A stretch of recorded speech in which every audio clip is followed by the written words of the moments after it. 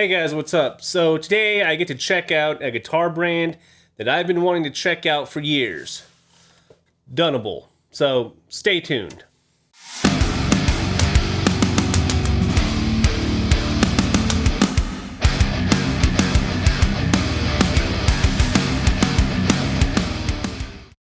Alright guys, so today I have this Dunable DE Yeti model that I just got in from zZounds.com to check out. And I gotta say, it's probably one of the coolest guitars I've ever actually held. I don't know how else to describe that. It just when you hold it and you play it, you just feel like you're playing something a little bit different and just way cooler than some of the other, run-of-the-mill production guitars that I've played. With that said, what is Dunable? Dunable's not exactly like a household name. Like, they don't pop up on every, forum or every Facebook page, or you just don't see them as heavily as other production guitars like Schecter, LTD. They're not really that style. But what really turned me on to Dunable was a couple of the videos by content creator and acquaintance Kyle Bull. Go check out some of his videos. He has some Dunables on his channel. But then Will Putney came out with a signature Dunable Cyclops that just looked really badass, and I was like, where can I get a hold of a Dunable, and how much are they? Well, Dunable is a USA-based custom shop brand that if you want to order a custom guitar or have them make you a guitar from their USA line, they're pretty pricey. But Dunable also has a Korean-made line of guitars called the DEs, which follow some of their classic shapes that they use, like the Yeti or the Cyclops or the Narwhal. They have a bunch of really eccentric, I wouldn't say eccentric. They're not like heavy metal eccentric, like where everything's like really sharp and pointy all over the place. They're more like soft, like vintage retro eccentric shapes. This is no exception. This is like an offset double cut thing, with the pick guard here, with all the electronics in the control cavity under the pick guard. There's no control axis on the back. And it's just a very unique take on what is kind of like almost, mid-century modern meets Art Deco style guitars. So let me go over some specs on this guitar real quick, and then we'll get into the tones. So this is the Dunable Yeti DE. It has a 25.5-inch scale length with a maple neck and ebony fretboard, 22 jumbo nickel silver frets. It has a swamp ash body and a black open pore matte finish.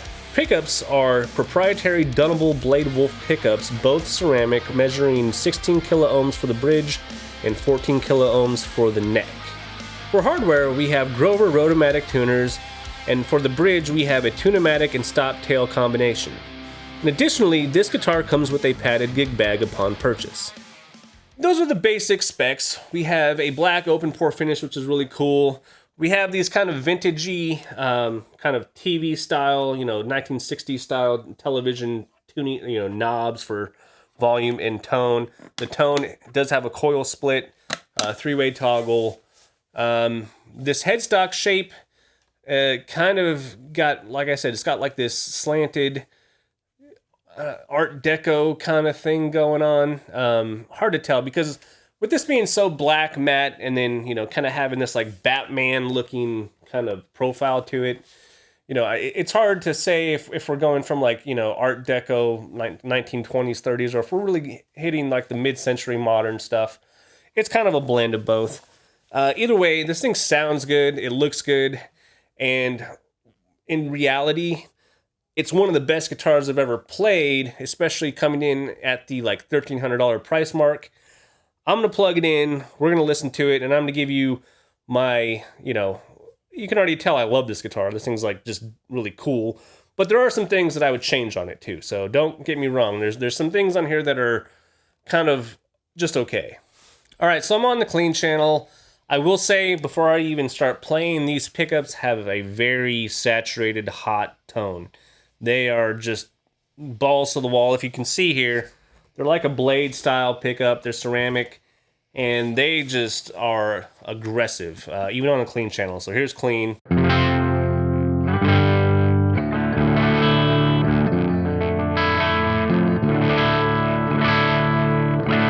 Even with no overdrive, we're getting a bit of breakup.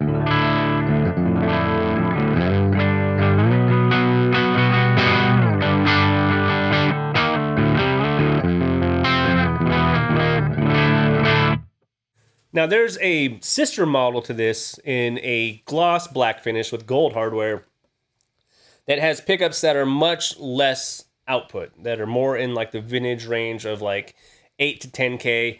I think this guitar, specifically this black matte one, is meant to do the chugs, and that's why these are so hot.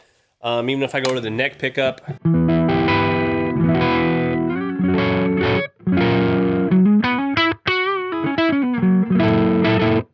just very beefy, just full tone, kind of muddy in a way because it's just so high output.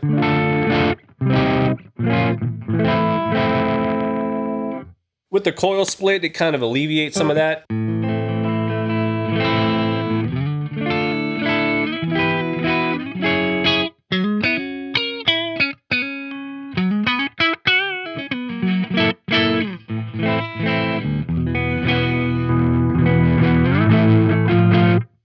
But without the coil split, a lot of the top end goes away. There must be just massive inductance on these pickups. I don't hate them, especially when I go over to the high gain. The bridge pickup, to me, actually is one of the better sounding stock bridge pickups I've heard. And, you know, whatever Dunable's doing, I dig it. One thing I will say, critique-wise, these knobs, they're plastic. They feel a little cheap. When you do the push-pull, they just feel flimsy. I would definitely swap those out with something a little more robust, a little more just better. I don't know. To me, they feel a little cheap. So that's my gripe there. Let me go on to the red channel here. Here's what we got without any boost pedal in front.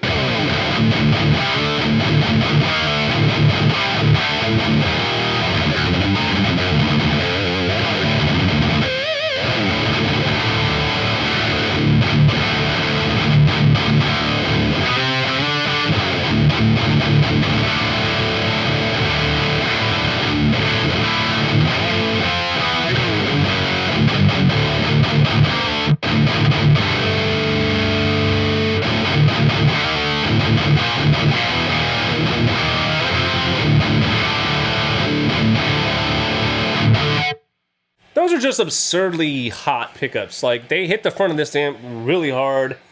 I don't know if turning on the hex drive here will tighten it up or make it worse. Let me see.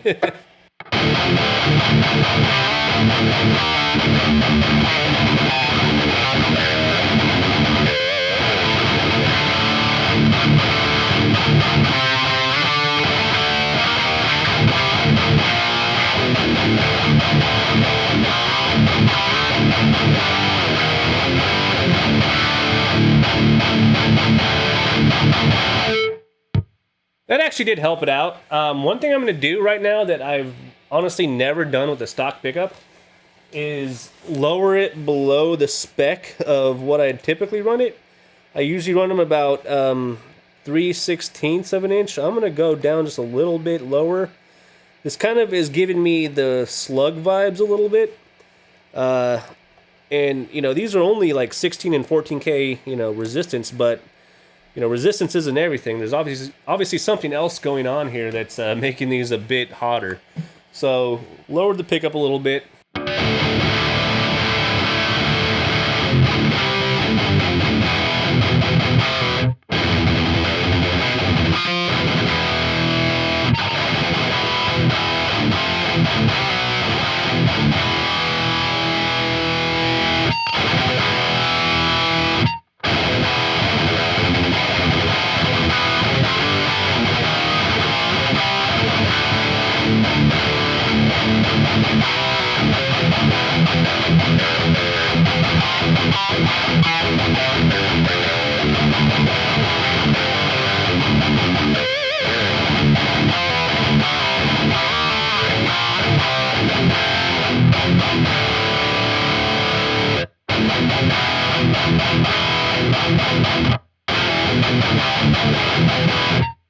Okay, so pickup lowered, back the gain off just a little bit.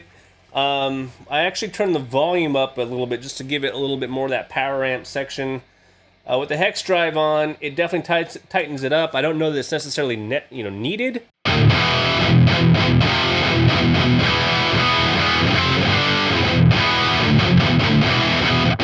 Yeah, that's pretty much fine. I think just make sure you kind of tap the gain down a little bit with these pickups because they're very hot. Once you get them kind of up there in the gain, they get a little woolly and a little unruly.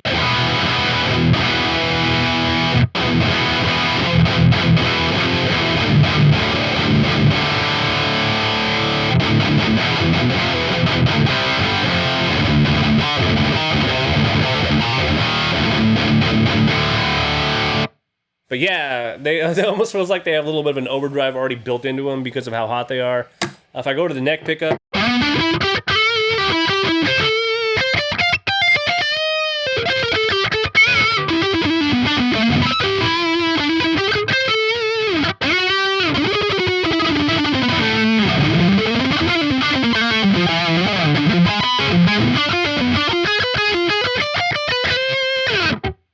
one thing I like about really hot neck pickups is they do lack some of that top end kind of chimey, clankiness. And for high gain leads, it's actually more desirable to me. I actually really like hot neck pickups for like really, focused lead tones. I find that like PAF style or more vintage style neck pickups are more geared towards like the clean tones. But if you're not really doing clean tones, I think you should match a bridge pickup with a hot neck pickup. In fact, that's why I like the Seymour Duncan SH6, the distortion combination that they sell nowadays, because they have that 13K hot neck pickup, and that's a really cool sounding neck pickup for leads. Same thing with the full shred set from Seymour Duncan. A little bit lower output, but they're matched to be kind of similar in terms of kilo ohms and resistance and inductance and all that fun stuff. And so hot neck pickup, way better for lead.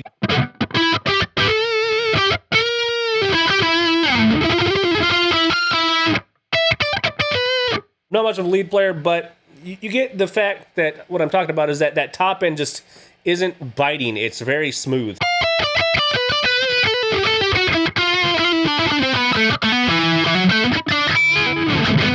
And with the output, you get the sustain. So that's really cool.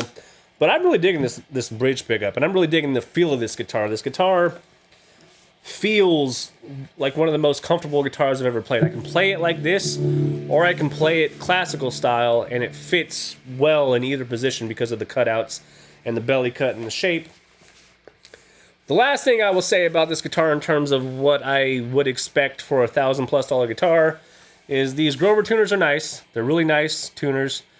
But come on, locking tuners, especially for something that's supposed to be kind of more of the heavy metal crowd style thing, locking tuners have kind of become kind of a standard in the $1,000 price range.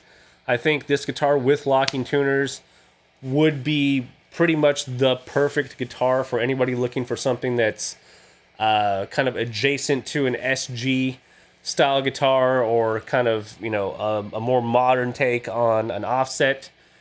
Anyway, I definitely like what's going on with this now that I've lowered the pickup a little bit, and I'm going through this iconic.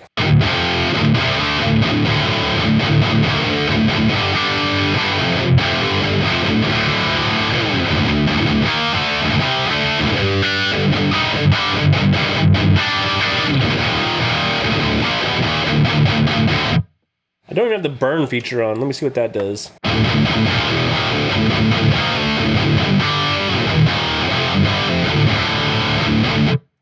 Too much. I like it without. I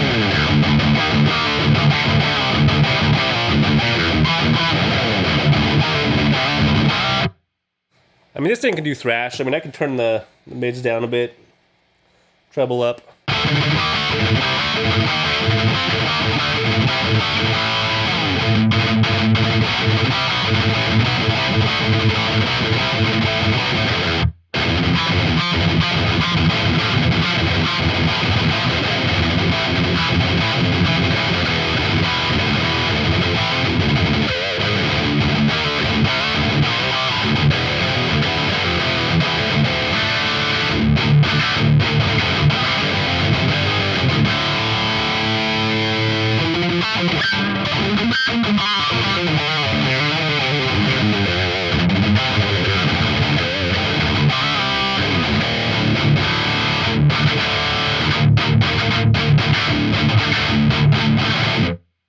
Actually, with the mids pulled back a little bit, it really tightens up. Kind of cool.